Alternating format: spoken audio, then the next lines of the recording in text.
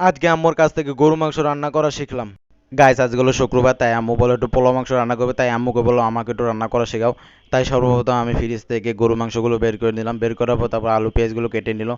কাটার পর এখন এক এক করে সব জিনিসপত্র মশলাগুলো দিয়ে দিলাম। তারপর আমি এখন সুন্দর করে মাংসগুলোকে এখন মিশিয়ে দিলাম। মিশানো শেষ হয়ে গেলে তারপর একটুখানি এখন আমি পানি দিয়ে তারপর চুলাতে মাংস কষানোর জন্য বসিয়ে দিলাম। তো গাইস মাংস কষানোর জন্য তারপর আমি চুলাটা ফুল স্পিডে দিয়ে দিলাম। ফুল স্পিডে দেওয়ার পর তারপর আমি একটা সরা দিয়ে কড়াইটা ঢেকে দিলাম। দেন মাংসগুলো কষানো শেষ হয়ে গেলে তারপর আমি কাটা আলুগুলো মাংসের উপরে দিয়ে দিলাম। মাংসের উপরে দেওয়ার পর তারপর আমি একটু টমেটো দিয়ে দিলাম। তারপর মাংসগুলো সুন্দর করে নেড়ে দিলাম।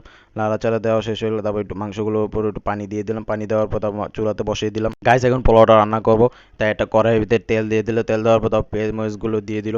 পেঁয়াজ মরিচ দেওয়ার পর তারপর পোলাও চালটাও দিয়ে দিল। তো গাইস দেখতে পাচ্ছেন পোলাও আর গরু মাংস বসানো হয়ে গেছে, একটু পরে হয়ে যাবে। 2000 years. তো গাইস অবশেষে পোলাওটা হয়ে গিয়েছে। তো গাইস অনেক সুন্দর একটা ঘ্রাণ বের হয়েছে, আবার অপর দিকে গরু মাংসটাও হয়ে গিয়েছে। তো গাইস আজকের মতো এখানে বিদায় নিচ্ছি। ওকে, আল্লাহ হাফেজ।